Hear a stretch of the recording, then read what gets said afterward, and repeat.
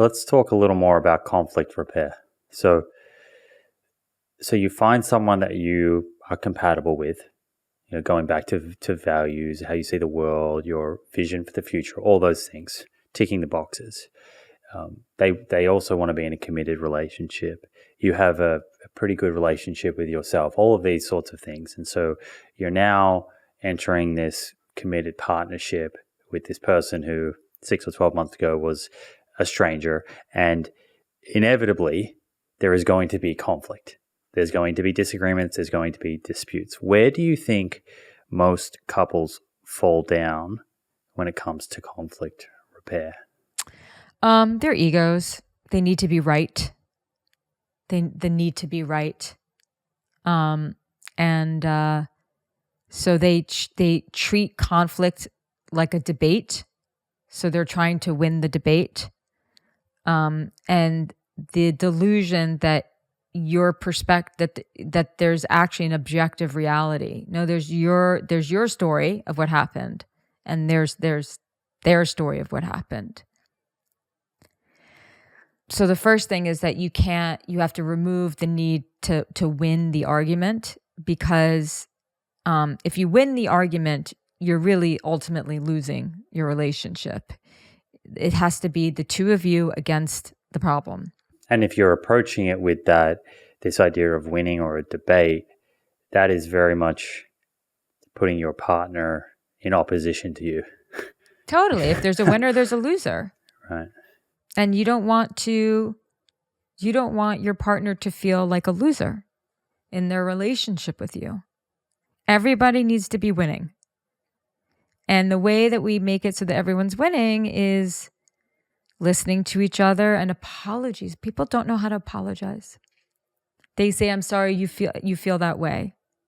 Or they say the word "I'm sorry," but there's no emotional charge behind that "I'm sorry," where there's sincerity and there's regret and some shame. You need a little shame sometimes. If you've done something to hurt your partner, even if it was not your intention, or maybe you did something wrong to them. What could that look like? What could an example of a sincere apology look like? I think it includes physiology, it includes tone. It's, I'm so sorry I hurt you. I totally understand why this hurt you so badly. And I'm not going to do that again. So you're validating the other person's feelings. You're taking responsibility, and then it's the change behavior that matters also afterwards. It's very easy to slip into defensive mode, to perhaps to listen, but as opposed to understanding their feelings, feeling as though you're being attacked. There are some people who are defensive all the time. They have a very hard time taking responsibility. They think everything is against them, and that's something they really need to work on. John Gottman, who's famous relationship researcher, says that one of the 4 horsemen of the apocalypse when it comes to relationships is defensiveness. And I don't know if you've ever spoken to someone who's just always defensive. Like, you can't tell them anything. You can't tell them anything. They can't be wrong about anything. They can't be bad about anything. They have so much shame that they're just constantly defensive. It's very difficult to be in a relationship with someone who's defensive. But also, we need to think about the way that we're expressing ourselves to not make the person feel so defensive. If we use statements like "you" versus statements like "I" and "we," you're going to, you can't push someone into a corner and then when they're defensive say, "You need to work on your defensiveness." Maybe you also need to work a little bit on your delivery and not coming to the conversation, making the other person to blame for everything. Statements like "you always, you never." Biggest lie. If it were really true that they always or never, why are you with them? Right. So, this is hitting on a really important point, because it's giving feedback. How you give feedback is going to affect how your partner receives it. Yes. And so learning how to give feedback and receive feedback in a relationship is incredibly important. This episode is proudly brought to you by 38 Terra.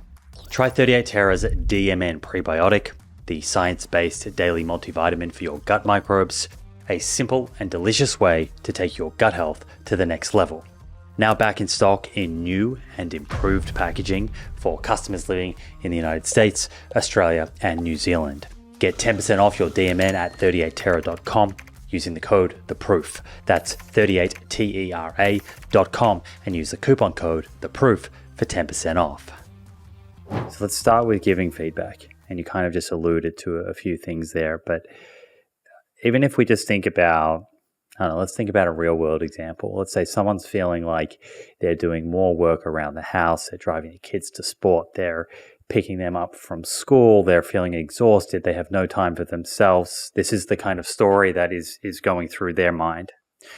And they think that their partner is not pulling their weight.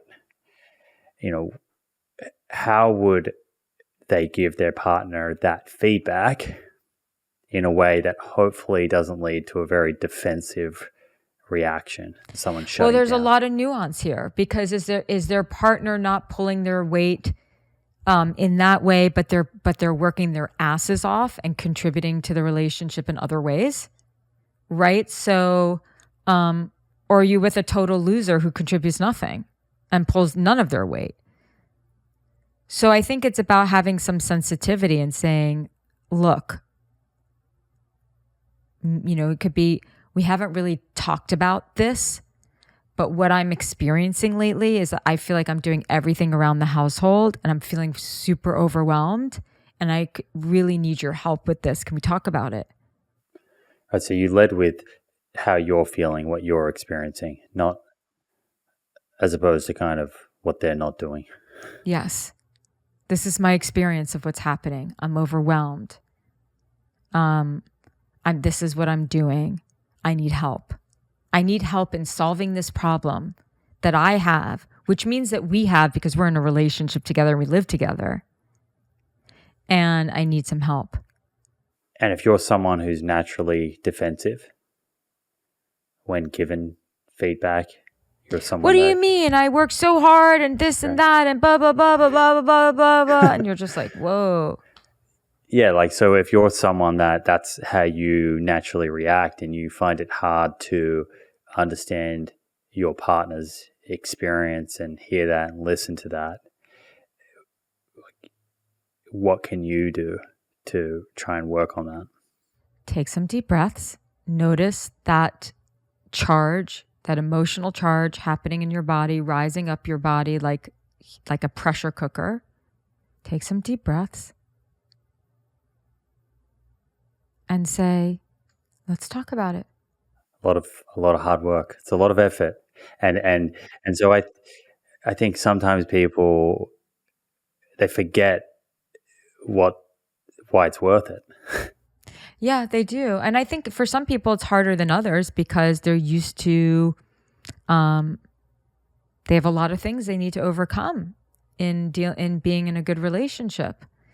Why is it worth it? You grow. You get to hang out with someone who you really like and love. You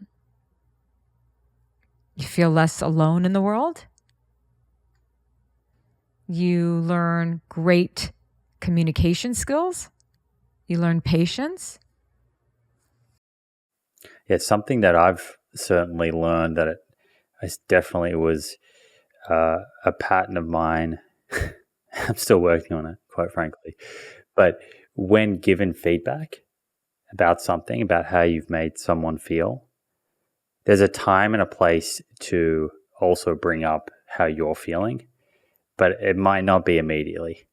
The time is to hear that person's experience and how they're feeling. Because if you respond immediately with, well, I feel because of ABC, and they could be valid, but you didn't bring them up when they came up. You kind of bottled them up. Now you're dumping them all out at once, and they might be valid, but in a way, it comes across as very defensive. Yes, it does. And it also means that you haven't been honest with your partner. You've been feeling these things and not talking about it. And that's your fault. I think there's, I don't want to be too stereotypical, but I think men are probably more guilty of doing that. There's an idea that it's, less masculine to be always talking about every little thing that you feel, and you don't want to be seen as needy or playing the victim. Like these are not, quote unquote, masculine traits. It is perfectly within the realm of attractive masculine to say, look, these 3 things have been happening and I don't really like it. Can we talk about it? It's certainly not becoming of anyone, regardless of how you identify, to every day bring up something new that's bothering you. Because then you're probably nitpicking. It's, a strategy that works really well for couples is once a week they have an executive meeting. And that means they sit down once a week and they talk about grievances or maybe how to run the ship of their household, things that have come up. And you just kind of tackle it all right then and there, but it means that you can't bring it up during the week. It's really just for the executive meeting. And it's great. It's keeps things in order. Look, it's not sexy, but it keeps the foundation strong. So that the sexiness, so all the other stuff can flourish. You could still probably have some fun with that, I think. Yeah, you can. For sure. Yeah, that's true. Have you ever heard of the analogy about a piece of string between 2 people? I might have heard this from you. No, what is it? That? There's this story that kind of, it goes like this, like in all of our relationships, you can imagine like an imaginary piece of string between our heart, or some people say soul, and the other person's heart or soul. And that piece of string can become frayed, and it can break. You have an argument, there's conflict, and you get to choose to leave it broken or to come together and resolve things and then tie a knot in the string so that your hearts are once again connected. And sure enough, you'll tie a knot and then that string will fray and it will break again. And then that's another opportunity to either walk away, and maybe sometimes, and I want to come to that, but maybe sometimes that's the appropriate course of action, or come together and repair and tie another knot. And each time it frays and breaks, then you come together in this challenging time and tie a knot. What happens to that string? It's getting shorter and shorter, and ultimately bringing your hearts closer and closer. That's right? Sweet. Yeah, so the moral of that story is kind of looking at the conflict disputes as opportunities. Like you said before, opportunities to grow. Opportunities to grow, and conflict repair is really everything. It really, that's how 2 people grow together in a relationship. And it's, when we can solve problems in life, it builds a lot of confidence.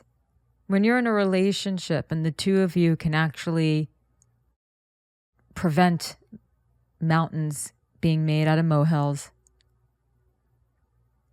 deal with conflict, the couple as a unit develops a lot more trust in the relationship and in themselves, hence confidence. And that's very bonding. It's 2025 and I have made the decision to join Function Health to help monitor and optimize my health. And honestly, after getting set up, I am wondering what took me so long. Function makes it extremely easy to track important biometric information over a lifetime. Information that you can use in real time to make important health decisions. Function gives you over 100 lab tests covering your entire body every year. Heart, hormones, liver, kidneys, thyroid, metabolic health, heavy metals, autoimmunity, nutrients, and more.